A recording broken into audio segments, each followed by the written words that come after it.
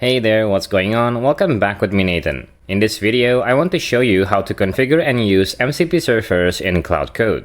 If you need a quick refresher, MCP or Model Context Protocol is a set of standards that enables AI models to securely connect with external tools, data sources, and systems. It acts as a universal standardized connector, allowing AI assistants to access live data, search databases, and interact with applications to gain new context. The AI can then use that new information to do its job better instead of relying only on its training data. For example, you can use the GitHub MCP server to let the AI read your repositories, create or review pull requests, open issues, search code across projects, or check commit history all directly from your prompt. Instead of manually copying and pasting code or links, the AI can interact with GitHub for you. Now, one of the problems with using MCP is that it can quickly fill up the context window. The context window is like the AI's short-term memory. It's the limit of how much information the model can keep in mind at once. Every single word in your prompt, image attachments, code files, and MCP tools, all of it takes up space in the context window, and that space is measured in tokens. When you use more than 90% of the context window, AI performance can drop significantly. MCP tools are actually famous for eating up the context window. When you have many MCP tools, it could take up around 40,000 tokens before any conversation even begins. Since Sonat and Opus default to a 200,000 context window, that means about 20% of it could be used just for loading MCP tools. You will quickly hit the context window limit, and then Claude will switch to the 1 million context window, which comes with higher usage costs and API fees. To solve this problem, Anthropic introduced MCP Tool Search, a feature that enables Claude Code to dynamically search and use only the relevant MCP tools based on the task at hand. When your MCP tools will take up more than 10% of the context window, which is around 20,000 tokens, they won't all be loaded into the context at the beginning. Instead, based on your prompt, Claude will search for the relevant tool and then load only that tool into the context when it's needed. With this improvement, Claude Code becomes much more efficient because it only loads MCP tools that are relevant to the current task. Okay, next, let me show you how to add MCP servers to Claude Code. Now, before we jump into the exciting part, let me tell you about TestSprite, the sponsor of this video. TestSprite is an AI testing agent created for fully automated testing. AI-powered tools like Cursor and Claude Code have changed the way we build applications, but the reality is that over 60% of AI-generated code doesn't work out of the box or fails to meet specific requirements. You often spend more time reviewing and debugging the AI's mistakes than you saved by using it. TestSprite is designed to solve this issue. With their new MCP server, the testing agent integrates right into your IDE to help you reach over 90% accuracy through fully automated testing. For example, here, I'm adding TestSprite MCP to Cursor, and I'm going to use it to test my full-stack application built using Next.js, TypeScript, and other tools. I simply prompt Cursor to help me test the app with TestSprite, and it will read the MCP tool added and then ask me a few details about the task. And TestSprite then takes care of the rest, builds a smart test plan, writes the test code, and then runs it. You can then view the ongoing tasks here. There are about 40 test cases generated by TestSprite. After a while, the test results will come. Some tasks are passing, some are failing. TestSprite even includes a video recording of the task being done. You can clearly see what the test script does over here. Once all tasks are completed, you can go back to the project, view the report, and more importantly, ask your coding agent to fix the errors for you. Simply say, "Help me fix the code base based on TestSprite test results." The MCP server will guide the agent to find the test results, and it can take over from there. Agentic testing is the key to building reliable software with AI, and TestSprite gives you exactly that. You can test it out for 1 month for free by clicking the link in the description. Let your AI code and let TestSprite make it work.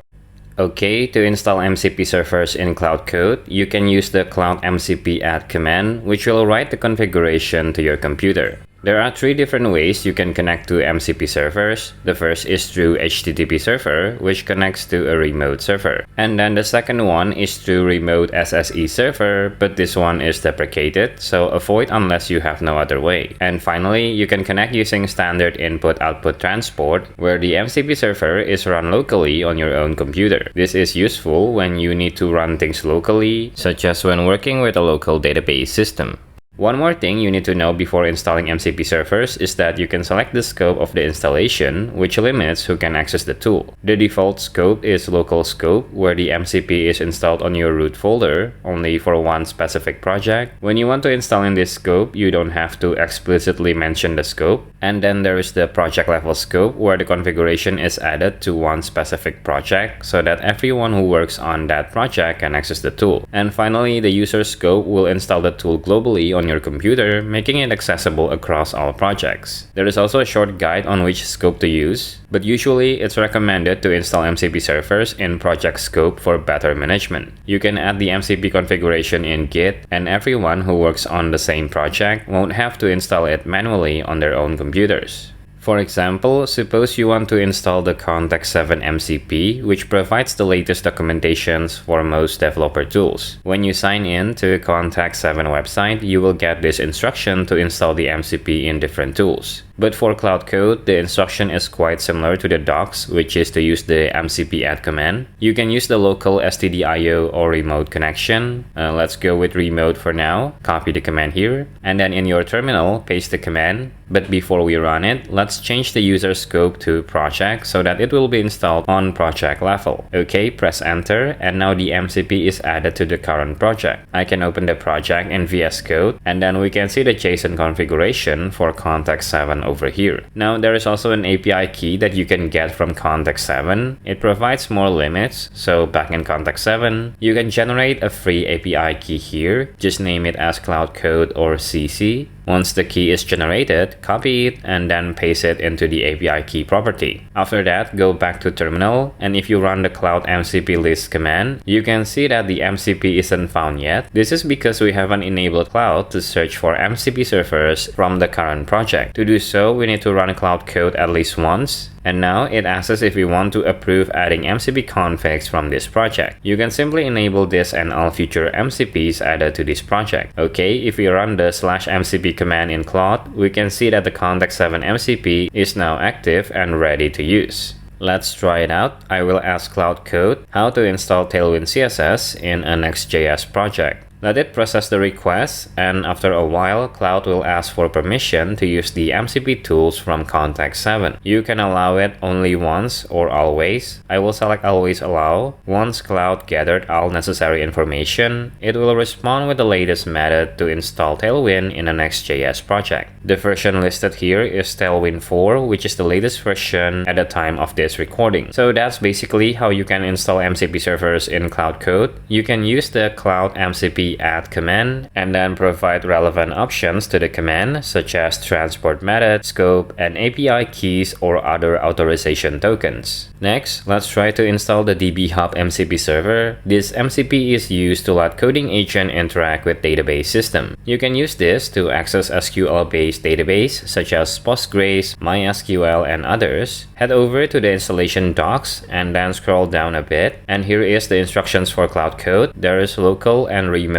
transport. The remote transport is used for remote or shared database servers. So if your database is running locally like me, choose the local method. Okay, so copy the MCP add command here, and then back in the terminal, paste the command. Also add the scope project option.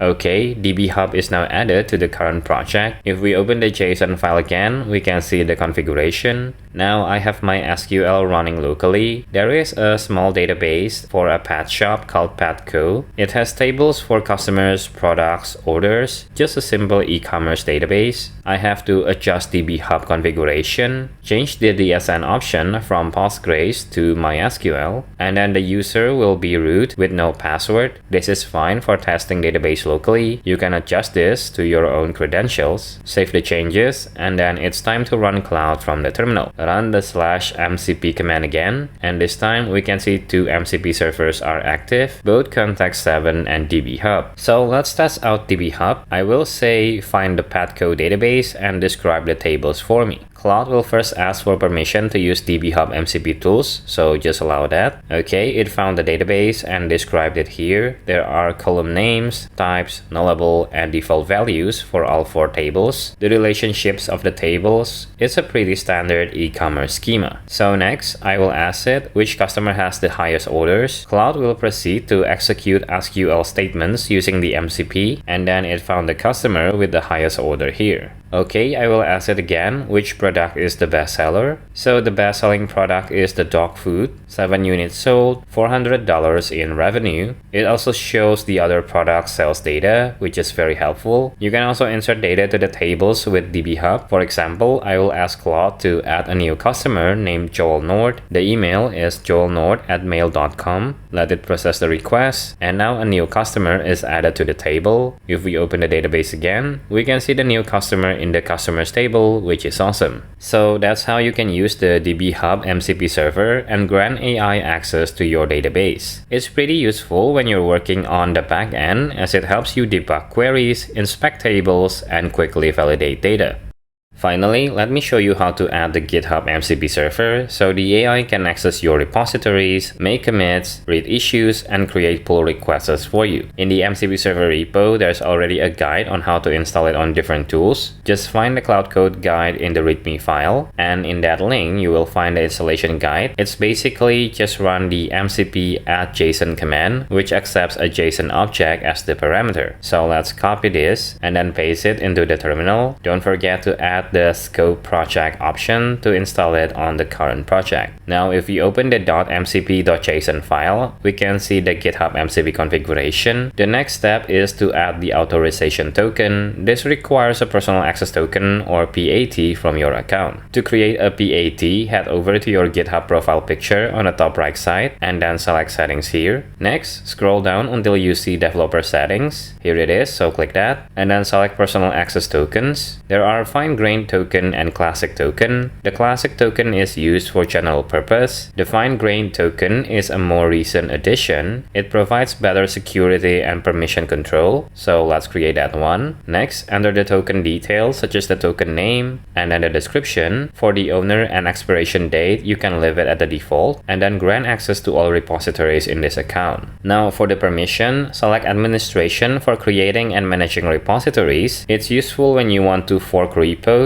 and then contents for creating branches and committing changes. That will be enough for this demo. You can adjust it as you need. Grant the read and write access to all permissions here, and then click generate token. After a moment, GitHub will show you the token. You can copy it and then paste it into the MCP server config. I will do this off screen. Back in Claude Code, run the MCP command to check the status. Here we can see the newly added GitHub MCP, so let's test it out. The MCP server also added custom commands, assign coding agent, and issue to fix workflow. But we're not going to use them for now. Instead, I will simply ask it to fork the GitHub MCP server repository to my account and then give me the URL. Press enter, and after a moment, Claude Code will ask for permission to run tools from the MCP server. It will look up my user profile and then search for repositories. Once the target repo is found, it will run the fork repository command. And now the fork is created. It provides the URL over here, so we can navigate to the newly created repository. Here it is. It's the same GitHub MCP server repo that we just installed on Claude Code.